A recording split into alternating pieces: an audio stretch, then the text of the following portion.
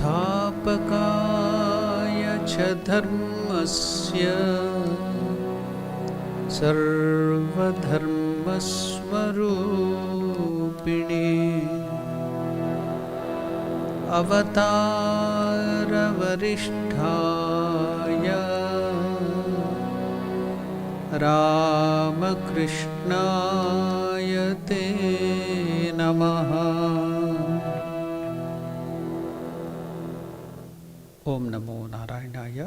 Welcome to the study of Bhagavad Gita. We shall begin our study with chanting of one of the meditation verses on Bhagavad Gita.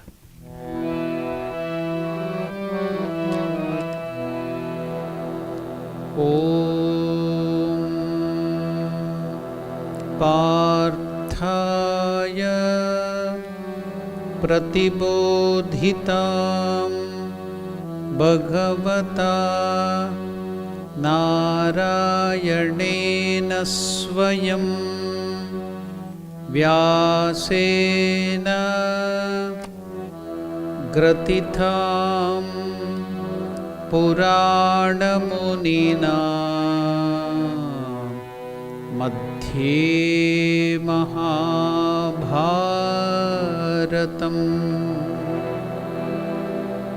Advaitamritavarshinim Bhagavatim Ashtadashadhyayinim Amba Tvam Anusandadhami Bhagavad Gita Bhavadveshini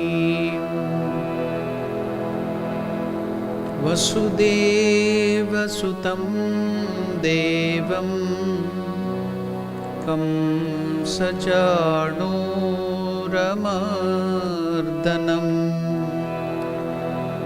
Devaki Paramanandam Krishnam Vande Jagadgurum.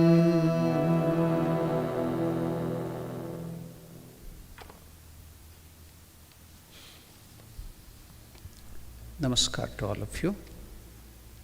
We were in the second chapter of the Bhagavad Gita, where we were looking into the 12th verse.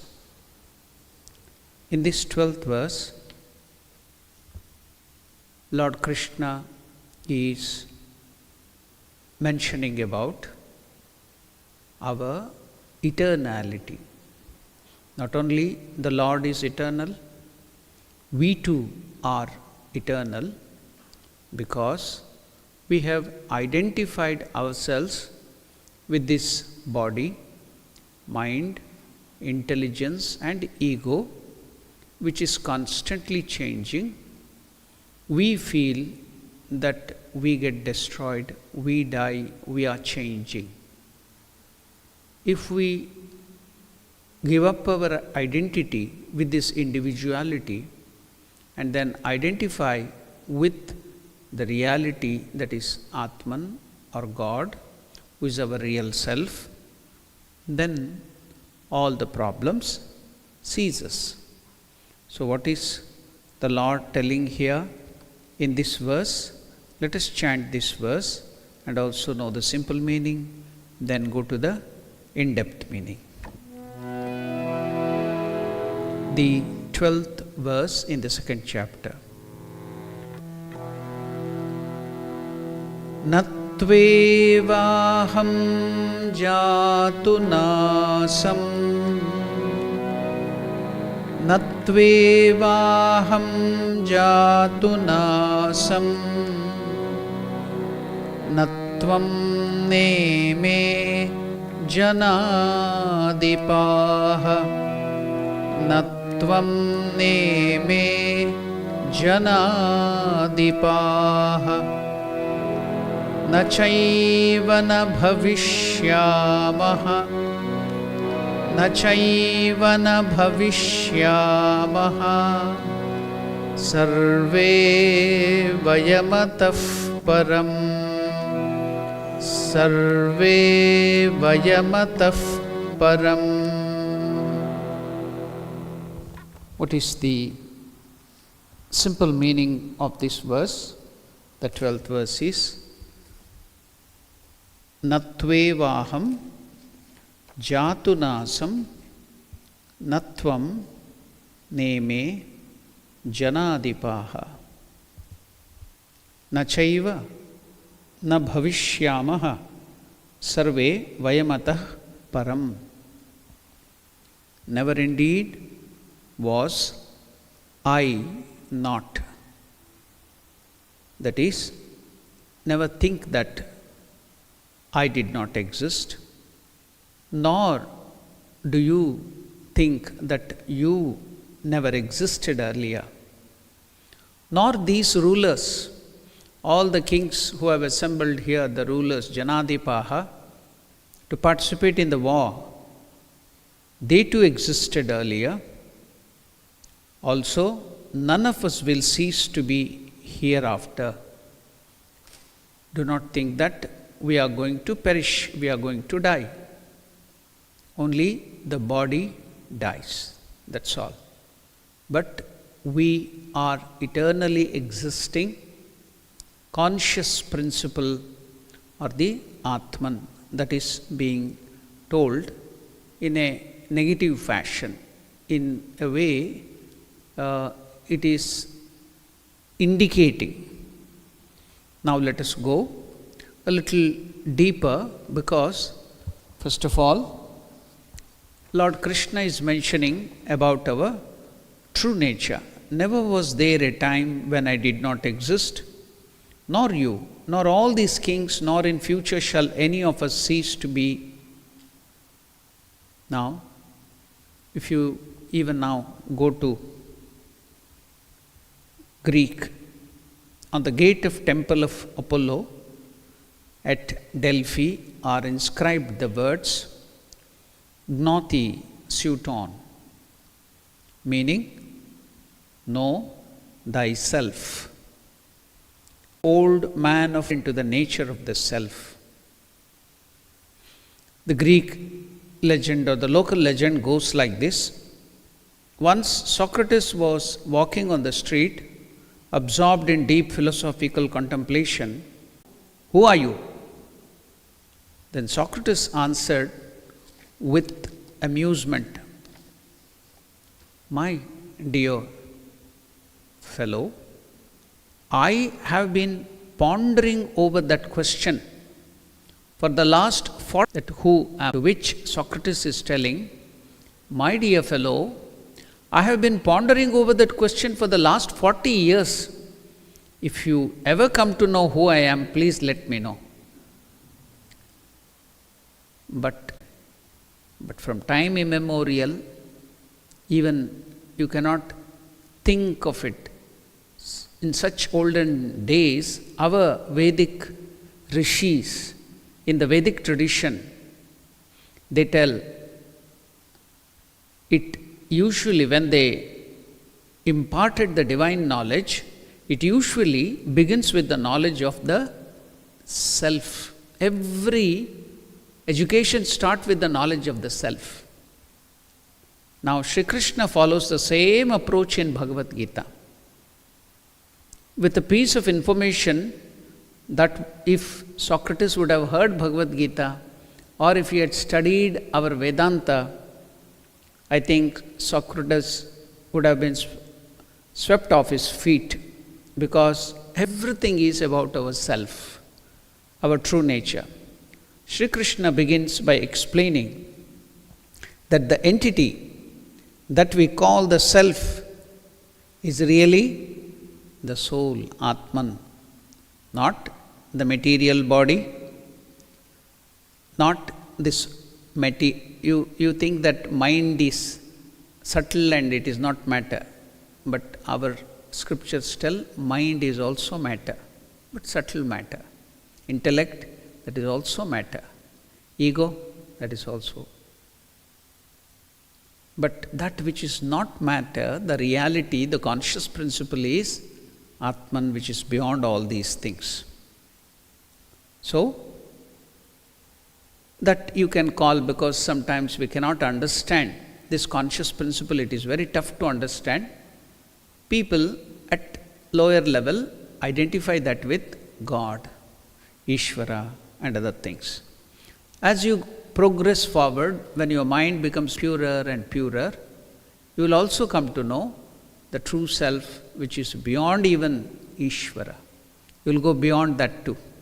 But until that, we will slowly move, shift our identification from this body still deeper to God, and from God beyond that, that is the formless, attributeless Brahman. But as of now, let us be practical. We shall shift our this thing to God, and through that, knowing His nature, knowing His true nature, that will gradually take us even beyond that. Now, we shall take the help of Swami Vivekananda to understand this verse. What does Swami Vivekananda tell about this verse? Swami Vivekananda tells, neither myself, nor yourself, nor these kings have been not, and never shall we cease to be. We are always there even after the death of the body. You cannot die, nor can I. There was never a time when we did not exist. There will never be a time when we shall not exist. Swami Vivekananda further continues to talk about this verse. People talk about the beginning of the world.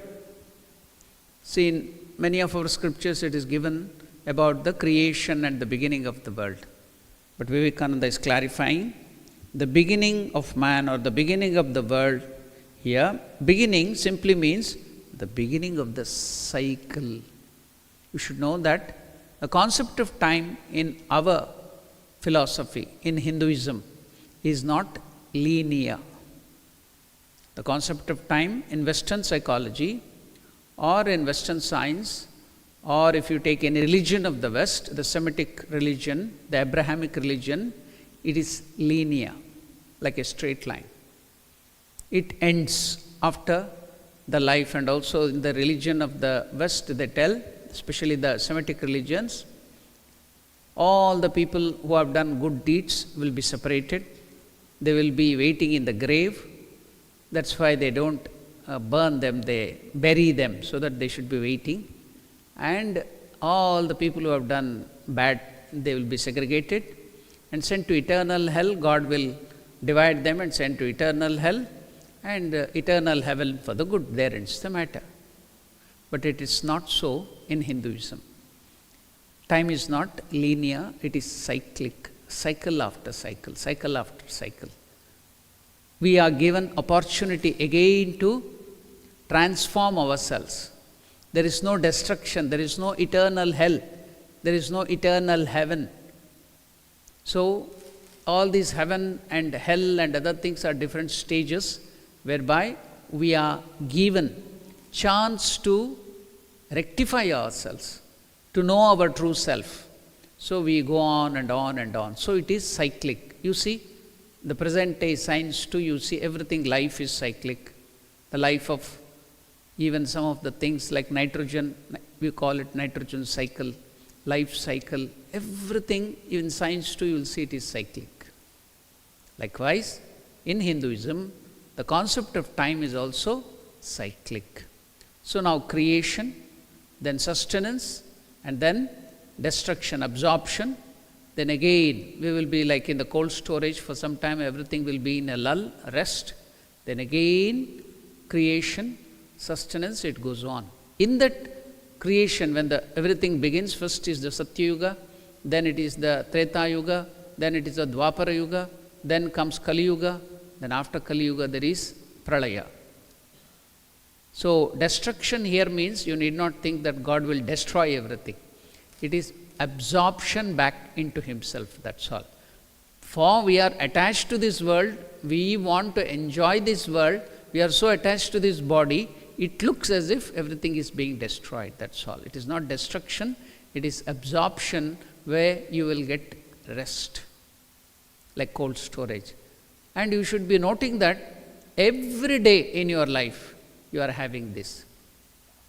When you go to sleep, what do you know of this world?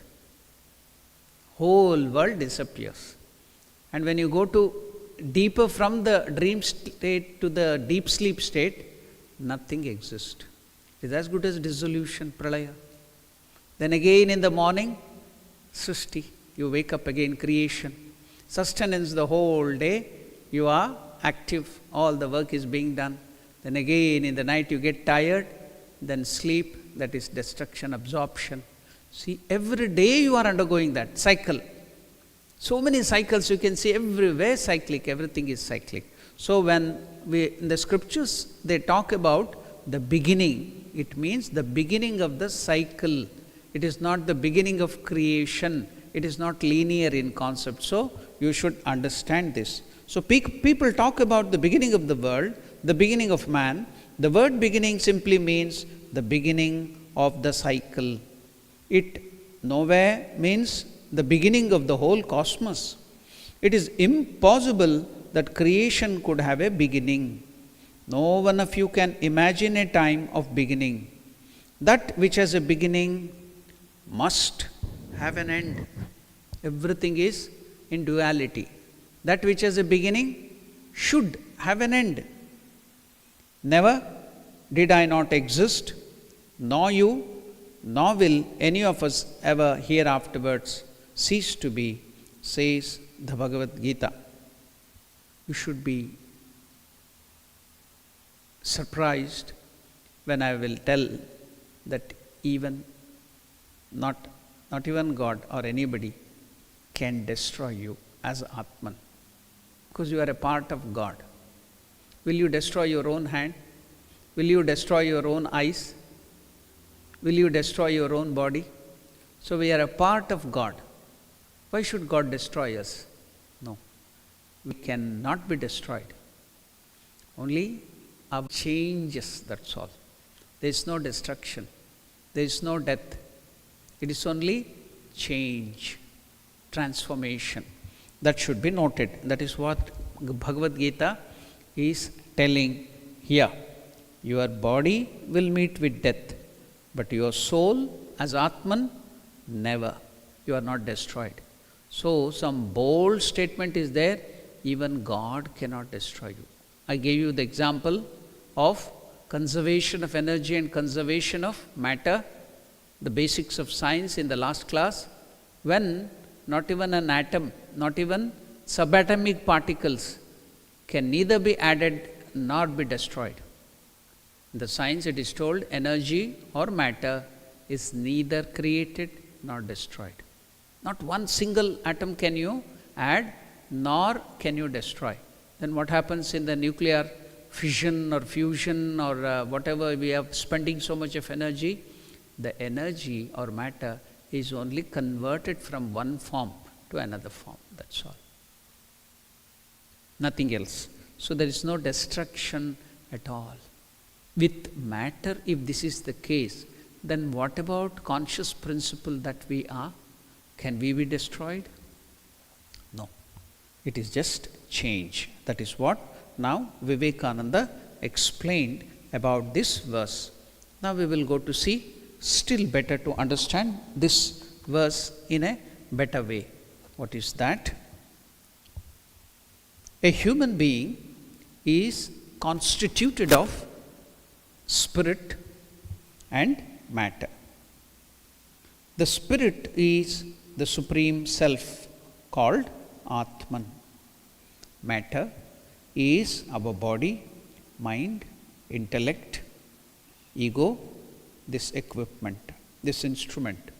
So when the Atman comes to the proximity of this matter called body, mind, intellect, what happens is there appears apparently a thing called that is real, as if it is real, that is called ego.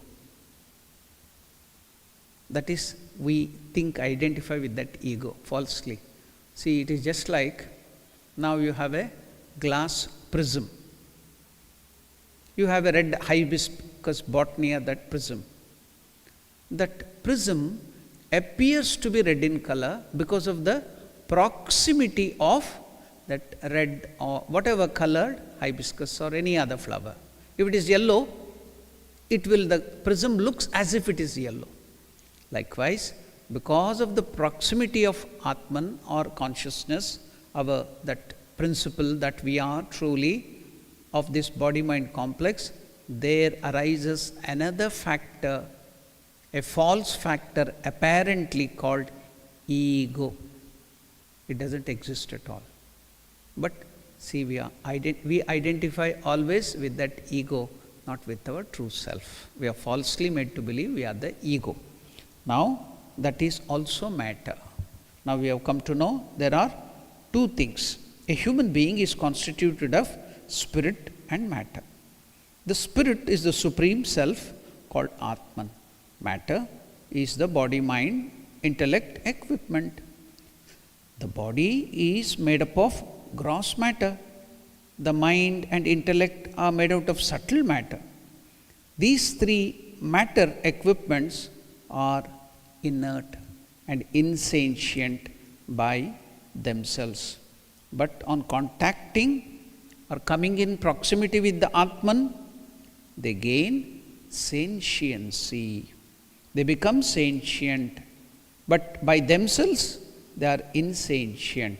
That's why, how can we divide them? Divide them real and unreal, sentient and insentient. So the Atman, which is our true self, is sentient principle, the life-giving force or power. Atman relates to body, mind, intellect. So the example can be given like as, it's just an example or metaphor, simile. What is that? Electricity to a bulb. A bulb or a tube light, whatever it might be, a bulb is in itself has no light, nor does electricity. But bulb making contact with, here you call it as globe, I think. In India and other places they call it bulb. So I have to use both the terms so that you can also understand. If I tell tube light also, you will get confused, because in some of the Durban slang, tube light means something else. So while giving the examples and the terms, I should be very, very careful. It may lead to some other meaning. So now, bulb means globe. In India, it's called as bulb. So now, the globe or the bulb in itself has no light, nor electricity. Has electricity light? No. But a bulb making contact with electricity results in a brilliant expression of light. Similarly, this is an example. Similarly, the material components, that is our body, mind, intellect, the ego, they have no life in itself. Nor does Atman. But the combination brings about a scintillating expression called life. Atman is the core of the human being. This core is the same in one and all. It exists eternally. It existed in the past, it exists in the present, it will exist in the future. It persists all through your life. It does not change or die. Even the so-called after your death, it still is there. It is the substratum of all living beings. Now, Lord Krishna in this verse confirms this truth in the verse.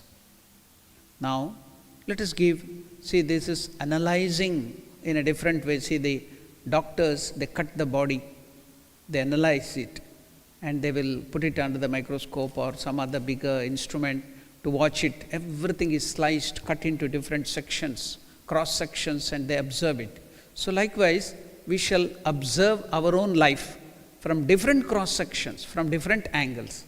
Then you will slowly get into the truth. It is not so easy to understand. It is the most complex thing, but we will try to understand. Now, let us take one kind of cross-section or this analysis of our own self. In your childhood, when asked who you are, what do you declare? A small child. The child will tell, I am a child. You too told the same thing when you were small children. Later in life, you answer the same question by saying, I am a youth. Then towards the end of your life, you will tell, I am the man or the old man. The child is not the youth. The youth is not the old man. Yet you equate them all to I. I am. So something is not changing. But the other thing is changing. Something is constantly telling, I am. But the other thing is changing. The object is changing, but the subject is not changing. I am persists throughout your life. So if you go deeper, that is your real self, your true identity. Our Ramana Maharshi tells, find the I between two thoughts, then you will reach your true identity. See, have you noticed it? Find the I between two thoughts. The thought is so fast and it is going on in your mind, you will never go back behind the thought. So Ramana Maharshi tells, find the I between the two thoughts. You can trace back to your identity. But it's, I think, millionth of a second, the thoughts will be flowing so fast, it's difficult, but try, please try. So, I am persists throughout your life. That is your real self, your true identity, the Atman. But what about childhood, youth, and old age? Condition. They condition your real self. They are conditioning, they are giving some wrong impression about your life.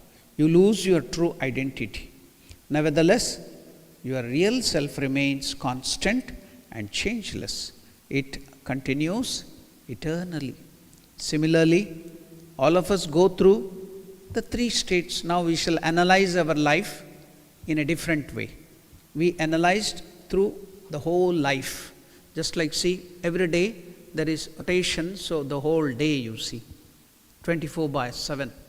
Then another thing is there. What is that? It is revolution. That was rotation. Now revolution of the earth, weathers. Now we shall analyze our life in a different way. What is that? Similarly, we all of us go through three states of consciousness. What is that? Waking. Now we are all in a waking state. I think so. Maybe you may be dreaming also, you may be sleeping, I do not know. But we think we are in waking state now. Then another state is dream state. When you sleep, the first thing you see, it is dream. Then after 1 o'clock or so, you go to deep sleep. We don't know. I had a very good sleep. I don't know what happened. I don't know what happened there. That is called deep sleep. So this is Jagrat Avastha. Jagrat means waking state. When you go to sleep, the first state is dream. You will be dreaming so many things. What you can't, what is dream state? Whatever you can't do here in the waking state, you will try to fulfill that thing in your dream state. So God has provided this dream state, otherwise we would have become mad. So many things you can't fulfill in this state. So dream is given so that you can dream anything. You will be flying, you will be going in a car. You can't hit your boss here. But there in the dream you can hit your boss or you can punish your boss. Dream state. So that something very deeper. You don't know what happens there. So see, that is called Sushupti. Jagrat, Swapna, Sushupti. Meaning waking state, dream state and deep sleep. See how our Rishis and Munis have analyzed our life. The different bodies, the different koshas, and now different states of your life. Now it is the different way, the waking state, Jagrat, Swapna, Sushupti. How in whatever possible way, everything has been analyzed and finally it will go back to your true self, which doesn't change at all. Now, let us go deep and see. You are either in a waking state, you are awake, or you are dreaming, or in a dreamless deep sleep state. If your consciousness, you declare, I am Mr. or Mrs. or whatever so and so. Okay? Then you will identify with, you are a married man, you are unmarried, you are some state of consciousness, yourself as Thomas or something else, a poor bachelor, or you may be a poor old man, whatever, everything is changed in your dream state. But the moment you go to deep sleep, I am nothing. The whole world is gone. You accept without reservation that person you were in the waking state and a different person whom you were in the dream are different, and then you will find that it is all confusion. Yet you equate all three to yourself. How can the one self be equivalent to the three unequal factors? Thus, you are not the waking state somebody, or the dream state somebody else, or nothing in your dream deep sleep state, but you are the Supreme Self. One example can be given. What is that example given in the life of Kid Gnani, man of knowledge? King Janaka ruled one state in India, undivided India at that time. Now you can find that in Janakapuri. It is in the border of Bihar and Nepal. Now it is in Nepal. So he ruled a state in India. He was known for that he is a king. Now in his dream he dreamt that he was a beggar, suffering from penury. Penury means no money, poor, poverty, and starvation. He woke up suddenly. What a nightmare. He woke up terrified. Immediately summoning the wise men of his kingdom, he posed this question to them. Note the question, is very puzzling. King Janaka posed this question to his ministers and all the other great people, all the wisdom in his kingdom. Am I King Janaka who dreamt that I was a beggar? Or am I beggar now dreaming that I am the king?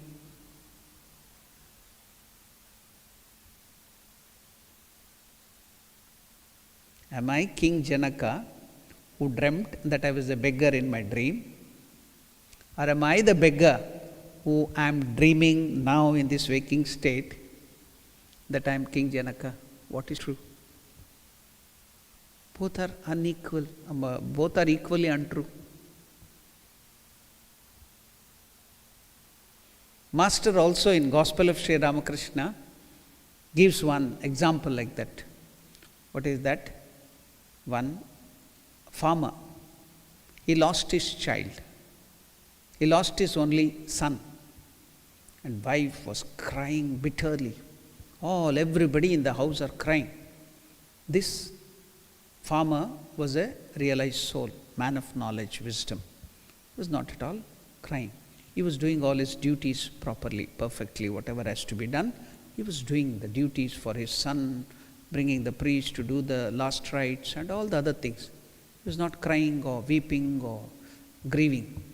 The wife got angry. What is this? Your only son has died. Not one single drop of tear in your eyes. What kind of a father are you? You are not crying for your son. So she started quarreling. She forgot about the death of the child and started quarreling with the husband. Now, that great farmer was a man of wisdom, he told. Yesterday I dreamt that I was a king and I had 12 great children. And they were all highly educated and I was training them. Suddenly the dream broke.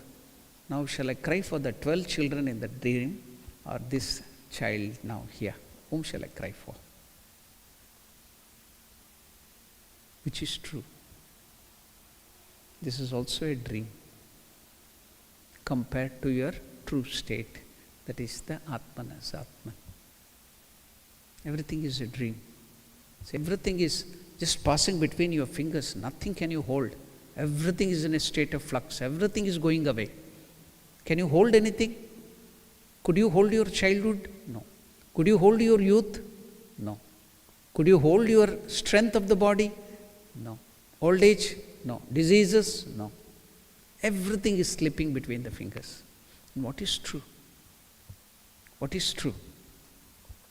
So now, see that beautiful question posed by Janaka. What is that? He woke up terrified, immediately summoning the wise men of the kingdom. He posed this question to them: Am I King Janaka who dreamt that I was a beggar?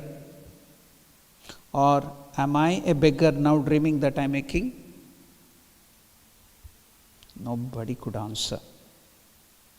Then the great sage Ashtavakra, one of the greatest men of wisdom of that time, Ashtavakra, he gave the answer: You are neither the king nor the beggar, you are the self, you are the Atman.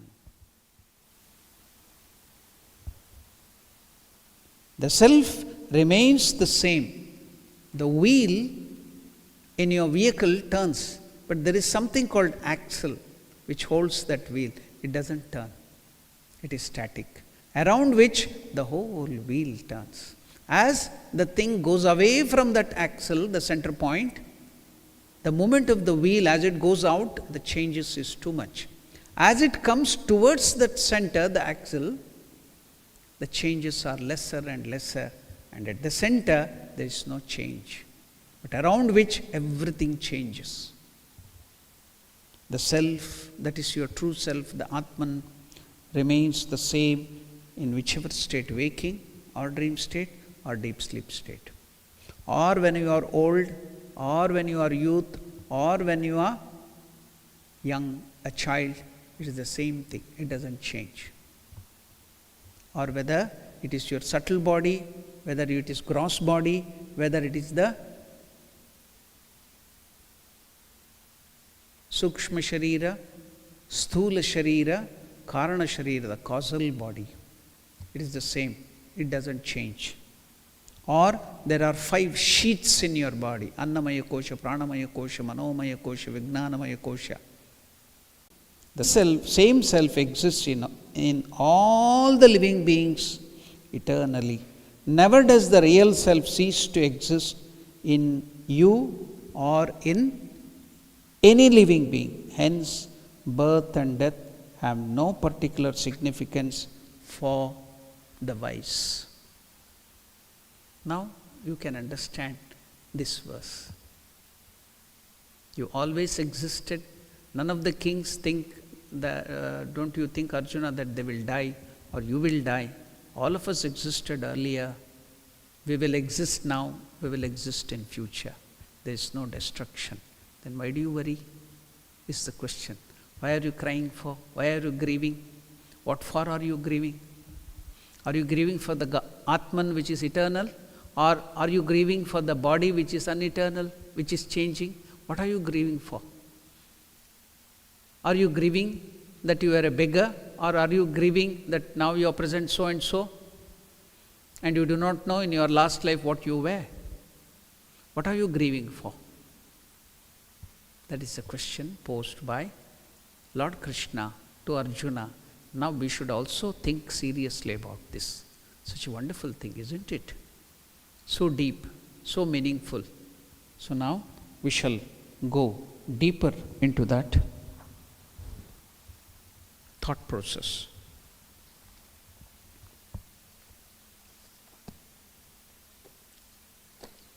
Now Lord Krishna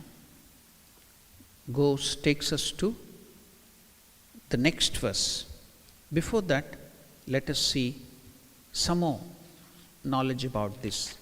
You all know about one of our president of our order, that is Swami Ramakrishna Maharaj. There is an eternal element in every one of us. Our philosophy tells body comes and goes, but we burnt the body. We never tell we killed the soul or we burnt the soul or something. Keep out the body, it is dead, you will tell. I was just giving an example yesterday in one of the talk, or yesterday on the Saturday talk. And what is that? Don't ask a philosophical question to the corporate doctors.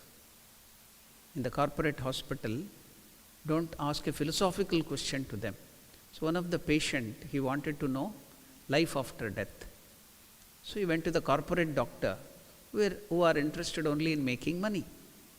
So he asked them, "Doctor, what do you do to us after we die?" He thought he will get a very philosophical thing. After death he will start explaining. He told, "In the bed, put you into the mortuary and admit a new patient." That's all you can get from a corporate doctor who is interested only in money making. But you will never tell that I killed the soul, or the soul has been burnt, or that has gone away. Even about yourself, you will be telling my body. That is why at death we tell that we threw the body away. Sharir chhod diya. I am the Atman, I am the soul, I have a body, I threw it away. That is our normal understanding. So, these people who are here, yourself, myself, we are always there. There is no time when we were not. There is no time when we shall not be. We are the immortal Atman. That is the truth about all the human beings, as taught by our India's Sanatana Dharma. The human beings are essentially divine. We have a body subject to change, subject to death, but our self, the Atman, is essentially divine and deathless, destructionless, changeless. We are all, as Upanishad tells and Swami Vivekananda coins it, children of immortality. Amritasya putraha. As the Svetashvatara Upanishad tells, we are all Amritasya putraha, children of immortality. Now here, in this verse, Natvevaham jatunaham natvam neme janadipaha. Neither myself, nor yourself, nor these kings have been not, and never shall we all cease to be. Nachaiva na bhavishyamaha sarve vayamatha param. We are always there, even after the death of the body. This subject comes through several verses in this chapter. And in Bhagavad Gita again and again, this is stressed to show that we are destructionless. We don't die. We don't have death. Now, I will give you the example. When Swami Vivekananda, he gave up his body in meditation. In yoga, he gave up his body. He was a Ichchamaranatva. He could give up his body whenever he wanted. His another brother disciple, Ramakrishna-nandaji or Shashibhushan Chakravarti, he was staying in Chennai in Ramakrishna Mat, Mylapore, or somewhere maybe in another place in Chennai. Then it was called Old Madras. Now Swami Vivekananda appeared there, told Shashi, I spat my body just like a used worn out cloth, and I given up my body and disappeared. I threw away my body, I spat my body. Then he got the news afterwards that Swami Vivekananda has given up his body in Calcutta. And another example from the life of Sri Ramakrishna, when his elder brother's son, Akshay Kumar, whom Sri Ramakrishna had brought up from his childhood, as a youth after marriage, he passed away due to some disease. All the family members were grieving and crying. But Sri Ramakrishna, looking at the dead body, started laughing and even he was in ecstasy, he was laughing so much. Then his Hriday Ram, he told, Mama, he's such a favorite boy and he has passed away, our family member, and you are laughing when all are grieving. What shall I do, Hriday? Divine Mother is showing, just like the sword is removed from the scabbard, like that the soul from this body has been taken away to the higher spheres. I am seeing it, and how can I cry? I can see. The soul is taken away from this body, and it is go to the higher sphere, just like the sword is removed from the scabbard. The scabbard is only the body. The real sword is taken out when you fight. Likewise, the soul is going out to the higher spheres. I see that, I can see it. Then what shall I cry for? Was the reply of Sri Ramakrishna. So that is the truth behind all of us. And also I think I have given that example in the last class and somewhere else too. Ramakrishna had given up his body in Mahasamadhi. Akhandanandaji, one of his direct disciples, was the president of the order. Now that was the 100th year, centenary of Sri Ramakrishna's birth centenary. So all the trustees and other people were asking Akhandanandaji, you should give a president message for the centenary. Now he was delaying and delaying, the day is coming, the function is coming nearby. So all the younger, these trustees and the other people, general secretary, they came and pleaded, Swamiji, please give. What shall I do? I don't do anything. Master gives me everything. Ramakrishna has to give, otherwise I can't give. Then he told, no, you can't tell that, give us a message. Then afterwards, that very night, Ramakrishna appeared to him in vision. In the real form, he appeared to him. Then he told, Master, they are asking for centenary message. Why don't you give them some? What? Centenary? What is centenary to me? I am ageless, I am eternal.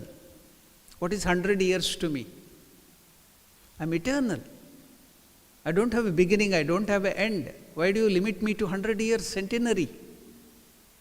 Master told that. Likewise, not only the Lord himself, you too, Krishna is telling that all of you, all of us, we don't have that death, we don't have destruction, we are eternal. That is what Krishna is telling us here. Isn't it a beautiful message that we don't have death, we don't have destruction, we are ageless, we are Atman? Isn't it a wonderful thing which is given by Lord Krishna? When we hear, see all these teachings of Lord Krishna in this verse, that's why it's called Sankhya Yoga or Gnana Yoga, giving us wisdom. You will slowly feel that severity of the death. The word death is so fearful. The pain of the death and the other things is so fearful. So that will slowly go away. As you read this wonderful chapter or whole of Bhagavad Gita, you lose that fear of death, the fear of pain, the fear of attachment, the fear of miseries. Everything will slowly get loosened from that bondage of yours. All that gradually you can see. As you go, even today when we hear that wonderful statement told by, not by Tom, Dick and Harry, but by the Lord himself, the Paramatman himself is telling, just like I am destructionless, I am ageless, you too, all of you are ageless and destructionless. You are that Supreme Self. How blessed we feel, you see. How joyful it is even to hear about it. You may be intellectually convinced now, but if you realize that, that is called immortality. Don't think that there is some liquid called Amrita and if you drink that you become deathless. No, that is within you. That is immortality. You become deathless if you realize your true nature. That is what is knowledge. Not that there will be some liquid there, if you drink that you become deathless. No. This body cannot survive. It has to get destroyed. As body, we have death. It is only just like the changing of the cloth.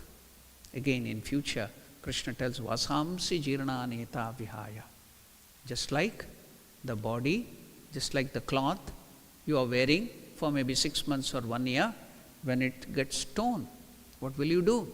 Will you go on crying, my cloth is torn? No. You go to the shop, you bring a new cloth and throw away the worn out cloth and wear the new cloth. So death is just like giving up, throwing up the old worn out cloth. And what is birth?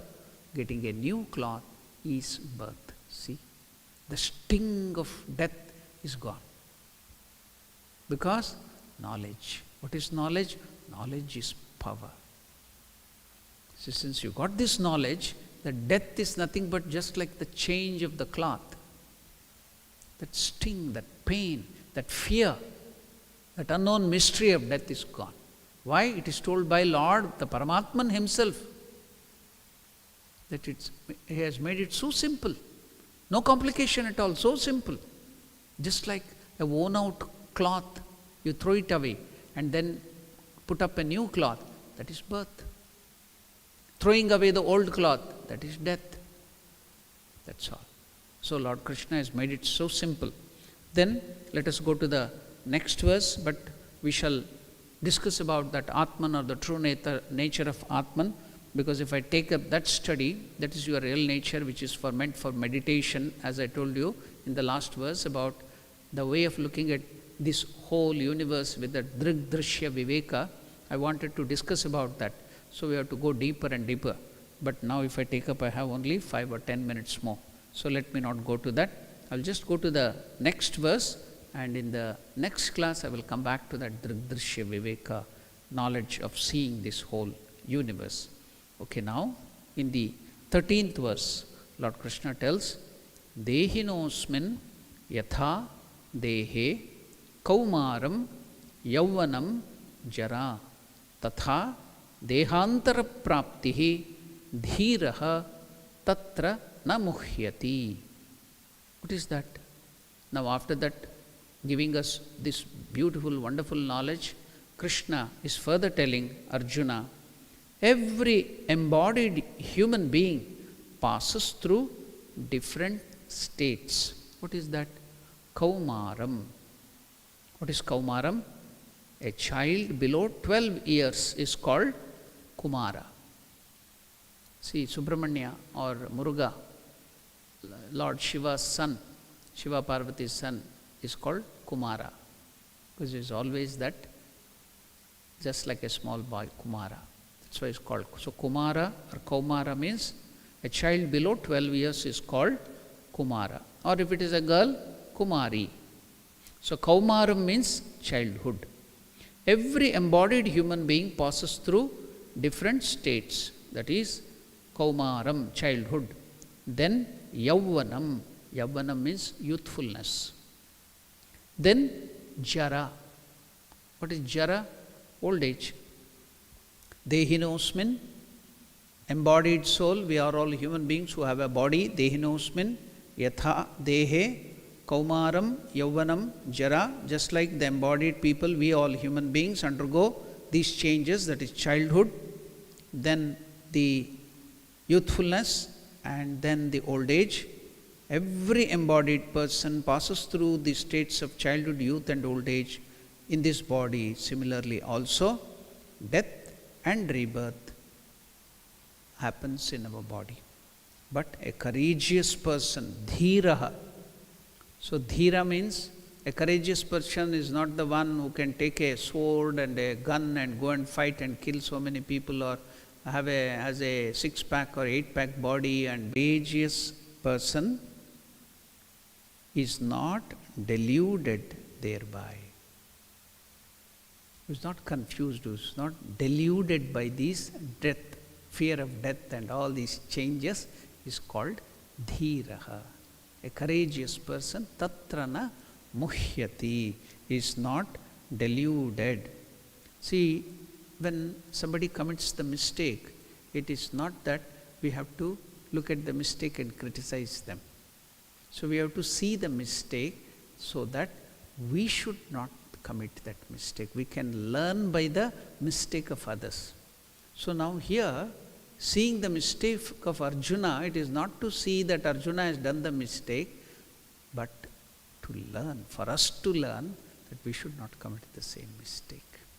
So if Arjuna is telling, Dhiraha tatra namuhyati, you have that to your life. So if I am a courageous person, I should not be deluded by these things, is the message that we have to carry now. That's very, very important. Every embodied person passes through the states of childhood, youth and old age in the body. Similarly, also death and rebirth. But a courageous person, dhiraha, is not deluded thereby.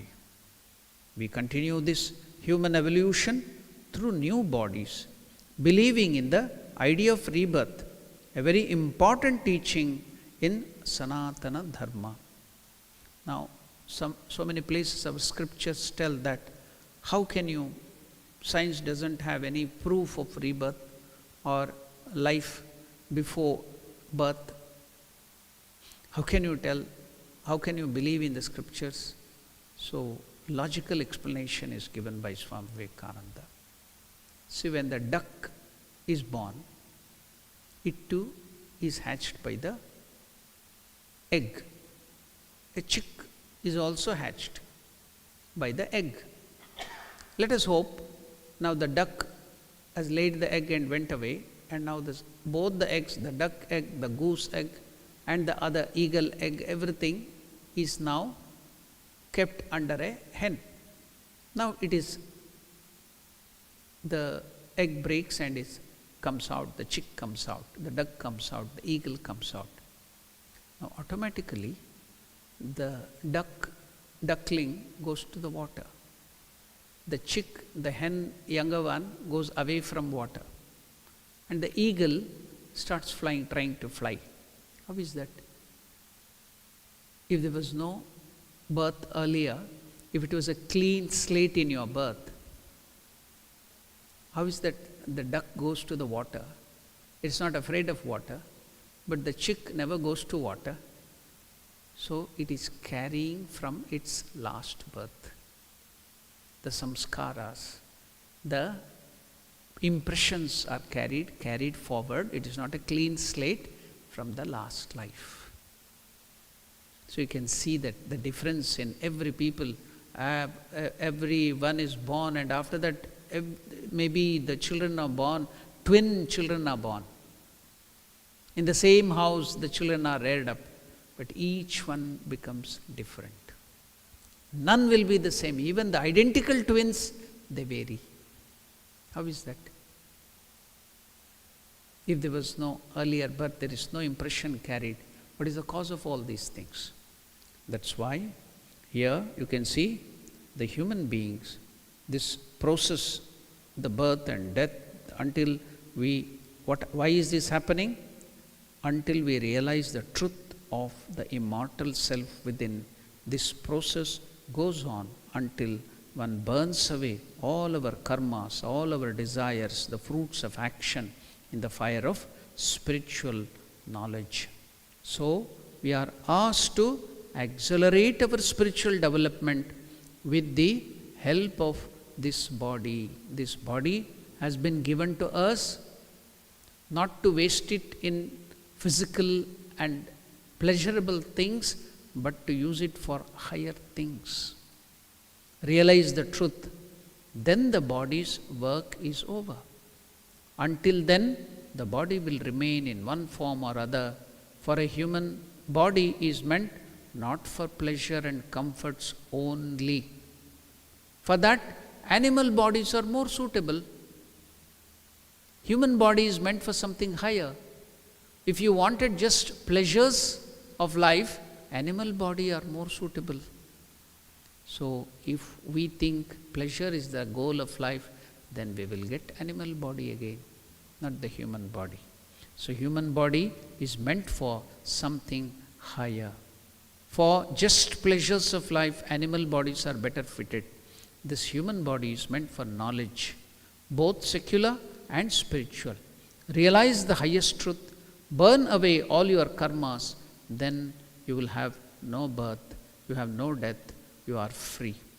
So says this verse. So with this message, We will just meditate on this truth and the message given by Lord Krishna. We will carry this forward to the next class. Now we shall close our study of Gita with one of the meditation verses of Bhagavad Gita.